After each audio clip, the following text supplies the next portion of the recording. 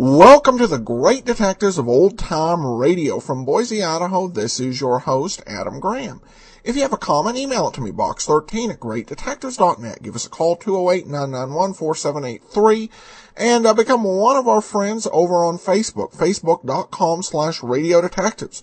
Well, this episode is brought to you by the financial support of our listeners, among those, Richard and LaDonna, and Mr. Rockwell, and also Stephen. Thank you so much for your support, and as is the case with all donations of $7 or more, we'll be sending along access to our premium site. Alright, well now it's time for today's episode of Sherlock Holmes. And this one is actually based on an original Arthur Conan Doyle story. It's The Case of the Engineer's Thumb.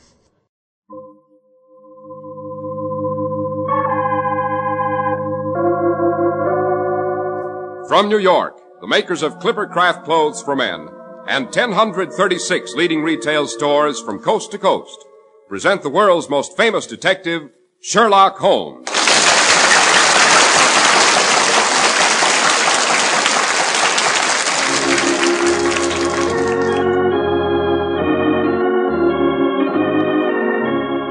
Our stories are based upon the character of Sherlock Holmes, created by Sir Arthur Conan Doyle. Sherlock Holmes is played by John Stanley, Dr. Watson by Alfred Shirley, and the dramatizations are by Edith Miser. Well, here we are as usual, toasting our hands in front of Dr. Watson's crackling fireplace. Feels awfully good. Say, I thought my right hand would drop off. It got so cold tonight holding my hat coming down the street, Doctor. Let's see, Mr. Harris. Yes, slightly nipped, perhaps, but no real signs of frostbite. Oh, yes, reminds me of a patient I once had. Now, his hand was in a really bad way. Not from the cold, mind you, but from an encounter with a heavy and not too blunt instrument. Holmes always called it The Adventure of the Engineer's Thumb. I thought you were leading up to a story, Dr. Watson. The Adventure of the Engineer's Thumb. Sounds sufficiently bizarre. Oh, it was, Mr. Harris, it was. Strange in its inception and dramatic in its details. Yes, I don't think I can do better than tell you that one. It began with one of the goriest patients any doctor ever had collapse in his waiting room, and it ended with Holmes getting himself in the tightest spot he was ever called upon to get... Oh, but hadn't you better say a few words first? Thank you, Doctor. You'll go far and wide, and you won't find quality clothes so modestly priced as Clippercraft. Because even in the face of rising markets, Clippercraft has kept its prices down. This has been possible for just one reason, a big reason, the famous Clippercraft Plan. The Clippercraft Plan concentrates the buying power of 1,036 of the nation's finest stores from coast to coast, providing year-round economies in manufacturing and distribution. Cost of production is cut way down, and you are the gainer. That's why you pay less for Clippercraft. Only $40 and $45 for a Clippercraft suit. Only $40 for a top coat or overcoat, and only $26.50 for sport jackets. What's more, they're available at your own local independent store, where you get friendly, personal attention. See for yourself. Compare them with clothes selling for many dollars more.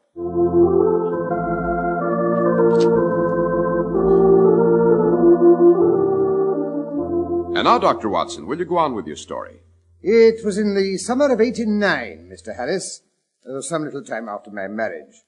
After that important event, you remember, I abandoned Holmes and our Baker Street rooms and returned to civil practice. Oh, I still dropped in on him, of course, and now and then I even persuaded him to forego his bohemian surroundings and come and partake of a respectable Sunday dinner with Mary and me. And how did he and Mrs. Watson get along? Splendidly. She adored him, Mr. Harris. Well, I had settled down and become a respectable married man. Practice steadily increasing and all that. My house was no great distance from Paddington Station, and I had a few patients from among the officials. One morning, a little before 7, I was awakened by the maid rapping frantically at my door.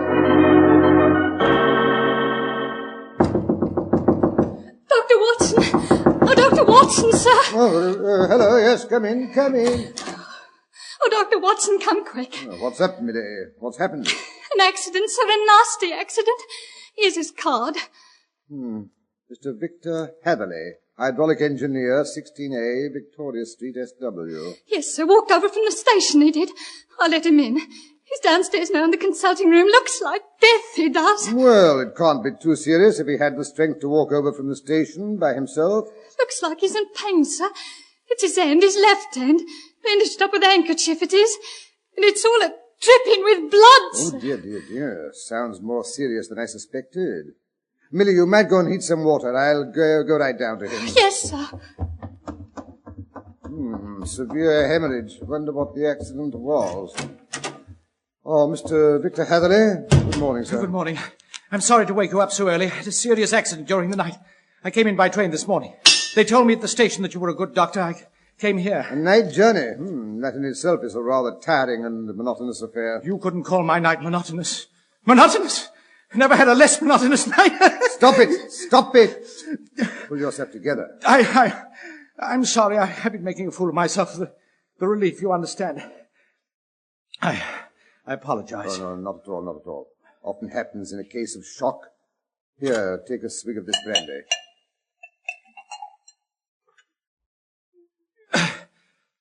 That's better. Now let's have a look at your hand. It's my thumb, Dr. Watson, or rather what used to be my thumb. Here, take a look. Good heavens, this is a terrible injury. Flesh badly mangled. Will it have to be amputated? No, I think we can save it. Unpleasant wound. Must have bled considerably. Yes, it did. I guess I fainted when it happened. When I came to, I was still bleeding, so I tied one end of a handkerchief very tightly around the wrist and braced it with a twig. Excellent. You should have been a surgeon. Well, just a question of hydraulics, Dr. Watson, and well within my own province. Must have been done by a very sharp and heavy instrument. A cleaver, Dr. Watson. Accident? No, an attacker. A murderous attack. Dear, that sounds serious. Yes, I shall have to tell my story to the police, I suppose, but between you and me, I doubt if they'll believe my statement. Problem, eh? Well, if it's anything of that nature you want solved, I strongly recommend my friend Mr. Sherlock Holmes. Mr. Sherlock Holmes? I've heard of him, of course. Do you think he'd be interested? Could you give me an introduction? Oh, I'll do better than that. I'll take you around to him myself. But first let's attend to this thumb. Then we'll call a cab and drop in on Holmes for a bit of breakfast.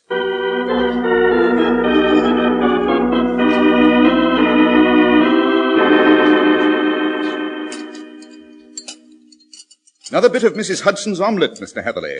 No, thank you, Mr. Holmes. I feel a new man since Dr. Watson bandaged my hand, and your excellent breakfast has completed the cure. Good. Now you can tell us your story if you're sure you feel strong enough. Well, I'll take up as little of your valuable time as possible. To begin with, I must tell you that I'm an orphan and a bachelor residing alone in lodgings here in London. By profession, a hydraulic engineer, I had 7 years' experience with the firm of Venner and Matheson before I decided to go into business for myself. Well, the start of any new firm is always rather slack, I suppose. So far, I've had 3 consultations and 1 small job. Not what you call a rushing business. Well, no, not exactly. Every day from 9 till 4, I waited in my little den until at last my heart began to sink and I began to feel I should never have any practice at all. Well, I know that feeling. Why, would you believe it? The first 2 months after I resumed my medical practice, I hardly knew... Watson, don't interrupt. Oh, sorry. Go on, Mr. Hatherley. It all began yesterday, just as I was thinking of closing up for the day. My clerk came in to say that there was a gentleman waiting to see me on business. His card gave me the name of Colonel Lysander Stark. Well, I told the clerk to show him in by all means. Colonel Lysander Stark. Picturesque name, eh, Watson? What sort of man did he turn out to be? Slightly over middle height and exceedingly thin. I don't think I've ever seen a thinner man. His whole face sharpened away into nose and chin, and the skin was drawn tightly over his protruding cheekbones. An invalid. No, Mr. Holmes, I should say just naturally emaciated. His eye was bright, a trifle too bright, I thought. His step brisk and his bearing assured. He spoke with a slight German accent.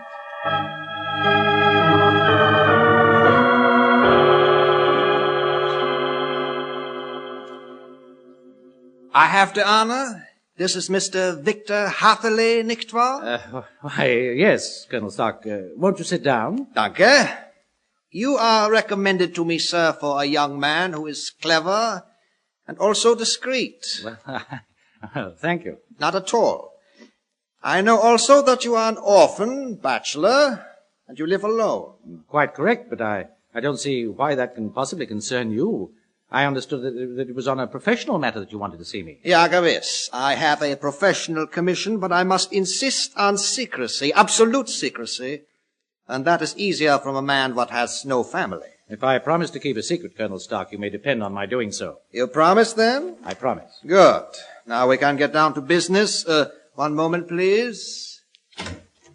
Yes, it is as it should be. These clerks, you know, sometimes they are so interested in the affairs of the master. Bring your chair close to mine. Huh? Very well. Yeah. Now we can talk with safety. But if you don't mind, Colonel, my time is valuable. So, to whom then? I know how much work you have done lately, my young friend. Oh. You do not fool me. How does 50 guineas for a night's work strike you? Why, well, that's very generous, Colonel Stark. I have said a night's work. An hour's work would be more correct. Your opinion is all we ask. I have a hydraulic press. It is in bad order. You show us what is wrong, we fix it ourselves. You will do that, huh? Why, of course. Good. You will come tonight by the last train? Where to? Airford, that is in Berkshire. Your train arrives at 11:15. A carriage will come to meet you. Oh, your place is out in the country? Yeah, a good 7 miles from the station. There's no train back. You will spend the night. Yes, but couldn't I come at a more convenient hour? Tomorrow in the daytime? Impossible. It is for your inconvenience that we pay the 50 guineas. And for the secrecy. Of course, but perhaps if you could explain the reason for all this caution. Very well, I explain. You know, do you not, that Fuller's Earth is a very valuable product and is to be found only in 2 places in England? Why, yes, I believe I have heard something to that effect. Some time ago I have bought a place, a very small place, you understand, and one day I am so fortunate I discover a small deposit of Fuller's Earth in my backyard. Congratulations. I investigate. I find it is a link between 2 so much larger deposits, but in the property which belongs to my neighbors. These people, they do not know the value of their land. So you bought it up? No, Mr. Hatherley. I am not a rich man. I have not the money. So I speak to some of my friends, and we work our little deposit in secret, so we can earn the money to buy the land near us. Yes. But I don't understand what use you can make of a hydraulic press in excavating Fuller's Earth. We compress the earth into bricks, so we can remove them without showing what they are. That is a detail, a mere detail. So, I have taken you into my confidence. I expect you tonight, Mr. Hatherley. I shall be there, Colonel Stark. Good. Not a word to a soul. It is best you do not even tell anyone that you are going away. Very well, if you wish it. I not only wish, I insist. Here is 20 guineas in advance. Well, auf Wiedersehen, Mr. Hatherley.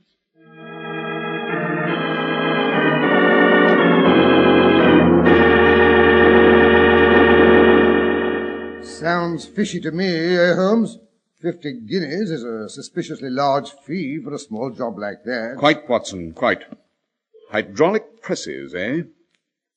Did this emaciated German colonel have a scar on his forehead? Why, yes, now you mention it, I believe he did. Ha, I thought so. Then you know who he is, Holmes? I can guess. But go on with your story, Mr. Hatherley. You reached Erfurt at 11:15? Yes, Mr. Holmes. As I passed through the station gate, I found Colonel Stark waiting for me. Without a word, he hurried me into a carriage which was waiting for us both. We got in. He drew up the windows on both sides, tapped on the glass, and away we went as fast as the horse could go. 1 horse or 2? Only 1, Mr. Holmes. Did you observe the color? Yes, I saw it by the carriage lamps as I was getting it. It was a chestnut. Tired looking or fresh? Oh, fresh and glossy. Well, we drove for the better part of an hour. And from the rate at which we were going, I should say the distance we covered was nearly 12 and 7 miles. Yes, interesting. What did the countryside look like? It was a dark night, Mr. Holmes. I saw nothing. Moreover, the carriage windows were made of frosted glass. Sounds funny to me, Holmes? The roads, were they smooth or bumpy? Decidedly bumpy, Mr. Holmes. We lurched and jolted terribly. Moreover, we seemed to be going continually up and down hill. Well, finally, the bumpy road was exchanged for the crisp smoothness of a gravel drive. The carriage came to a standstill, and I got out. Can you describe the front of the house? Now, I'm afraid I can't, Mr. Holmes. I was whisked into the front door so fast I could see nothing. The instant I crossed the threshold, the door slammed behind us, and I heard the rattle of the wheels as the carriage drove away.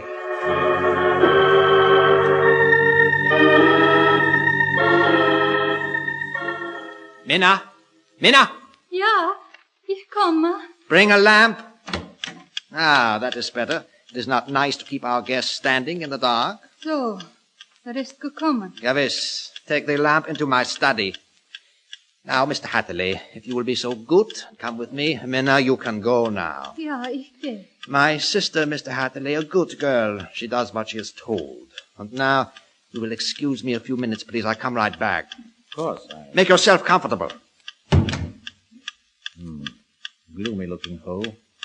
Smells musty, as though it hadn't been lived in for a long time. All the windows shuttered and barred. Confound that clock. Wish it wouldn't tick like that. It gives me the jumps. Hello, It is only me. Please, do not call out. I must tell you something. It's all right. Please don't look so frightened. No, it is not all right. You must go. You must not stay here. There is no good for you to do. Yes, but I came to inspect the machine. I can't leave before. No, you must. You can do no good. The last man who came, it is too terrible. Minna, where are you? Quick, Gottes Willen, before it is too late. Quick, this way. Minna! Down this passage and out that door. So dark. Minna, who are you talking to? Hurry, run. So, you let him go, huh? Please, you will not hurt him. Won't hurt him. Wait till I get hold of him. Wait! He's coming. Run! Run!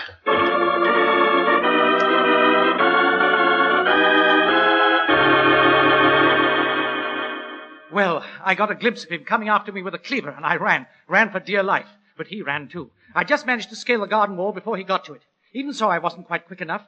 That cleaver came down on my left hand before I could get away. What a filthy blackguard. I crawled over to some bushes as best I could and then promptly fainted. Funny he didn't come after you and finish the job, eh, Holmes? Well, the bushes hid me, I guess, but someone must have found me sooner or later. It must have been the girl, or perhaps she bribed the coachman to help me. What makes you say that? Well, when I came to, the sun was just rising. I was lying in an angle of a hedge along the high road, and just a little lower down was a long building. The Erfurt Station. Well, I'm blessed. Half dazed, I went to the station. The early morning train was just pulling in. I boarded it and returned to London. What I can't understand is why I should have been lured to that lonely spot, and what reason Colonel Stark can have had for making his murderous attack on me. Yes, interesting little problem. We shall have to look into it. Oh, by the way, I have a newspaper clipping I think might interest you. Watson, hand me last year's index. That's a good fellow. Righto. There you are. Let me see. January, the Limehouse Plague, Lady Waterfield's Pearls. February, March. Ah, yes, here we are. Read this. Lost on the 9th of May, Mr. Jeremiah Haling, age 26, hydraulic engineer. I say, that's a coincidence. Left lodgings at 10 o'clock at night. Has not been heard of since. Was dressed in grey tweeds, soft hat, black boots. Yes, I suspect that represents the last time the Colonel's machinery needed overhauling. Then that explains what the girl was trying to tell me. Undoubtedly, your Colonel is a cool and desperate man, Mr. Hatherley. He lets nothing stand in the way of his little game. And, like some of our early pirates, he believes in leaving no survivors behind from a captured ship. Good heavens. Oh, I have had a narrow escape. Quite. He'd have killed you sooner or later in any event. Well, Holmes, what are you going to do? I think I shall run down and have a look at that machinery for myself. But, Holmes, that's just putting your head into the lion's mouth. Yes, I only hope the lion hasn't run away. Well, at least let me go along. Well, you can come as far as Erfurt Station if you like. I may need reinforcements. Then I'm coming too. But your wound... Oh, rubbish. I feel 100% improved. After all, this is my problem, and my curiosity, if nothing else, won't let me take a passive part in its solution. Very well. Come along, both of you. We've barely time to catch the 10:45 train.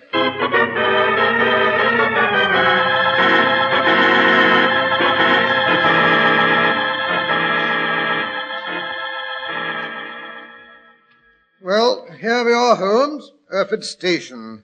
Now what? First of all, we must find Colonel Stark's house. I mentioned the name to the station agent in passing. Said he never heard of it before. Yes, it's an assumed name, of course. The gentleman in question is famous for his aliases. Well, then, how are we to find the house? I brought an ordnance map of the surrounding country. Of course. I drove 10 miles, at the most 12, in that carriage. All we have to do is draw a circle with a radius of 12 miles, and this station is its center, then visit all the places within that limit. Yes, rather a tiresome job. I think I can lay my finger on it without all that bother. Oh, you've formed your opinion. I bet I know it's in the south. The country's more deserted there. No. I'd say east. I seem to remember driving east. Wrong again. Then it was west. There are several quiet little villages over there. No, it wasn't west. Well, then I'm for the north. There are hills there. Mr. Hatherley said he drove up and down hills. Well, you've completely boxed the compass between you. You're both wrong. What? That's impossible. Not at all. This is my choice. It's here we shall find the house in the center of the circle. The starting point itself. What about the 12-mile drive? 6 miles out and 6 miles back. Then that drive was just a hoax. And there, if I'm not mistaken, is the house. Almost across the road. You're right, Mr. Holmes. I'm sure you are. What? That's the very same wall I vaulted last night. And there, further down the road, are the bushes I hid in. I thought so. Well, I'll go over and have a chat with our friend Colonel Stark. Mr. Hatherley, you and Watson stay here. Why can't we go with you? Impossible, my dear Watson. I don't want to frighten Colonel Stark off before I have a look at that machine of his. Yes, but you're not a hydraulic engineer, Mr. Holmes. You wouldn't understand it. He'll suspect you immediately. I have a fairly good knowledge of hydraulics. I think it'll see me through. However, if I'm not back inside of 15 minutes, you may come and get me. I may need assistance.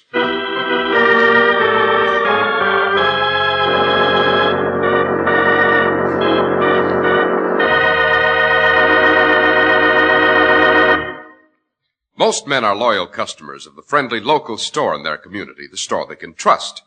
Therefore, it's doubly pleasing that this fine independent store, the leading establishment in town, sells Clippercraft clothes. It's nice to get all the advantages of group buying at the store of your choice. And it's mighty easy on your pocketbook, too. The Clippercraft plan concentrates the buying power of 1,036 stores from coast to coast, bringing you beautifully tailored Clippercraft suits at only $40 and $45, top coats and overcoats at only $40, and sport jackets at only $26.50.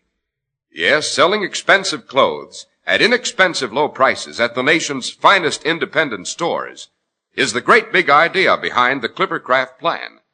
That's why men who know insist on Clippercraft clothes. So be sure to visit the Clippercraft store in your city. These leading stores in the metropolitan area are proud to add their names to Clippercraft in your suit, top coat, and overcoat. In Manhattan, Saks 34th, Broadway at 34th. John Wanamaker Men's Stores, Broadway at 8th and 67 Liberty Street. In Brooklyn, Abraham and Strauss. In Newark, New Jersey, Boulevard Men's Shop, Kresge, Newark. And in Jamaica, the B&B Clothes Shop, 16408 Jamaica Avenue.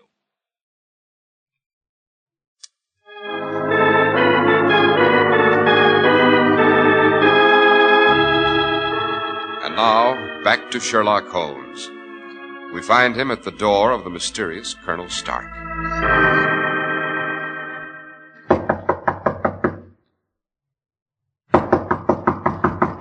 Confound it, you don't suppose he's made his getaway. Who are you? What do you want? Oh, how do you do? Colonel Stark, I presume? I've come to repair your hydraulic press. How dare you? Well, you see, a friend of mine, Mr. Hatherley, told me of his experience here last night. I said I thought he was a fool to run away like that you must have mistaken him for someone else last night when you chased him in the dark. Yes, that is so. A suitor of my sister, a good-for-nothing scoundrel. It was all a mistake. Just as I suspected. And when Mr. Hatherley said he wouldn't come back, and when I learned what a fine fee you'd promised him, I thought, why not come and have a look for myself? Of course, why not? You too are a hydraulic engineer? Naturally. Very well, you may come in.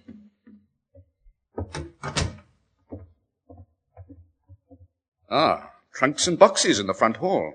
We're about to leave this neighborhood? Yeah, the English climate. It is bad for my sister's health. We go to the south of France. I wonder if I might see your sister. So sorry. She is in her room. She is not well. Oh, just for a moment. Hatherley seemed to be worried about her, said he thought you might have mistreated her last night after he got away.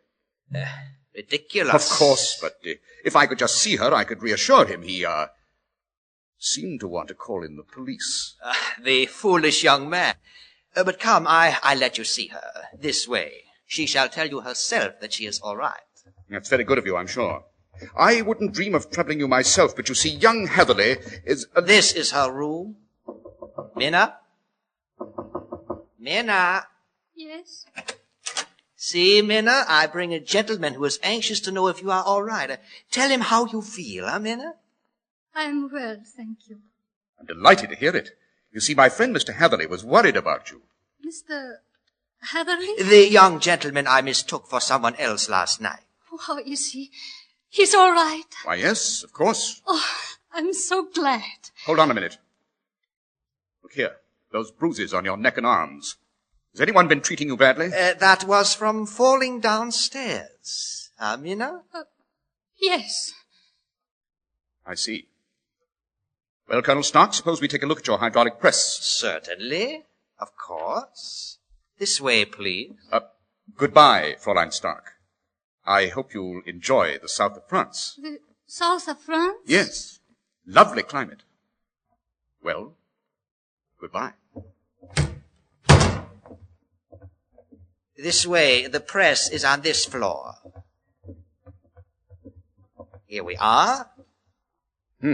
Gigantic affair, Colonel. Yes, it is capable of exerting enormous pressure. The sides are all of iron. Yes, very impressive. I pull the lever so. The water flows into the cylinders, you hear? But there's a leakage somewhere. Yes, loss of power.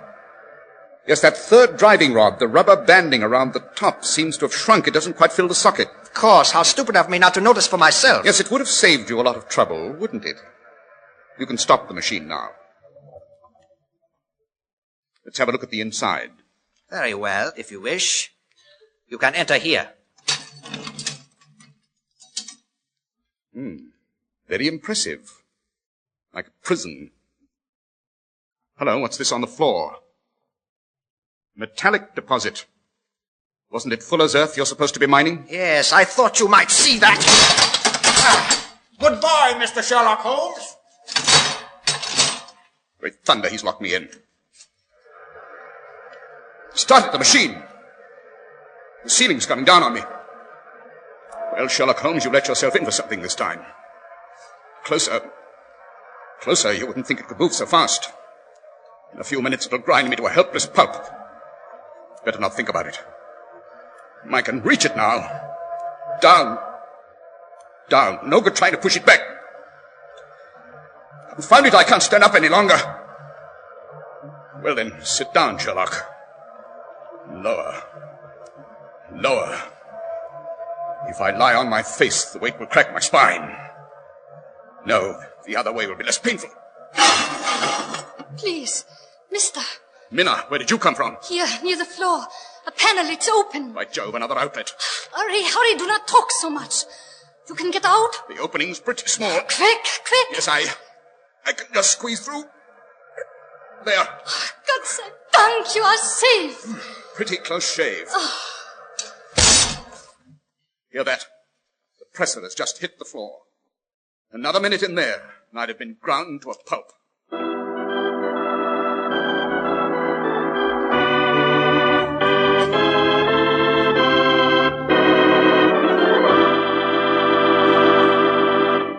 So Minna was the good angel a second time, Doctor. Yes, a great girl, that Minna. Hatherley took quite a fancy to her. In fact, she eventually became Mrs. Hatherley. Oh, and her brother? Oh, Hatherley and I caught him on his way out as he was making his getaway. He's still in prison, serving a life sentence for attempted murder and counterfeiting. What a ghastly story, Doctor. So that was what the hydraulic press was used for, counterfeiting. Yes, of course, Holmes suspected it from the first. Naturally. And now, Dr. Watson, would you like to give us a hint about next week's adventure? Next week, I think I shall explain why the ancient statue of Charles I, which stands in Charing Cross, holds a modern sword. I may even tell you how the original sword threatened the life of one of the premier dukes of England.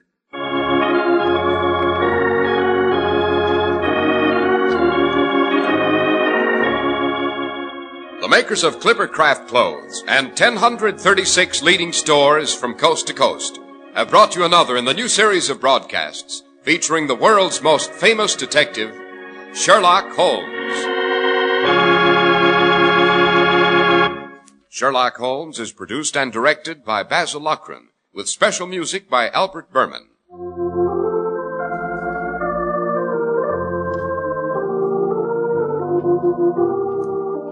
If you don't know your Clippercraft dealer, Write Clippercraft, 200 Fifth Avenue, New York City. Give your child a run for your money.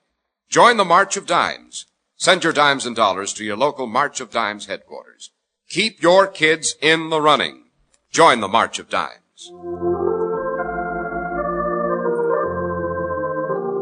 Be sure to listen next week to Sherlock Holmes in the Case of the Avenging Blade.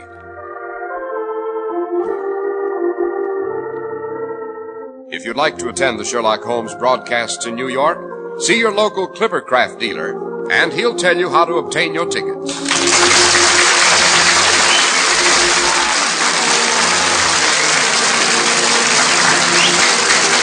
is Cy Harris speaking for Clippercraft Clothes. This is the world's largest network serving more than 450 radio stations, the Mutual Broadcasting System. Welcome back. Well, I haven't quite gotten to reading this story, but it does seem like they did a slightly modified version of this entirely different name for one of the episodes in the 1954-55 TV season of Sherlock Holmes. I think we definitely need to play some more of those. And hopefully we'll get into some of these in some of the later video theater episodes we do. Just one comment off of Podcast Alley. A nice keep up the good work, Adam. Well, thank you so much for your comment, and that'll actually do it for today. We'll be back tomorrow with yours truly, Johnny Dollar. And then join us back on Thursday for another exciting adventure with Sherlock Holmes and Dr. Watson. In the meanwhile, send your comments to box13@greatdetectives.net. Follow us on Twitter at Radio Detectives and give us a call, 208-991-4783. But from Boise, Idaho, this is your host, Adam Graham, signing off.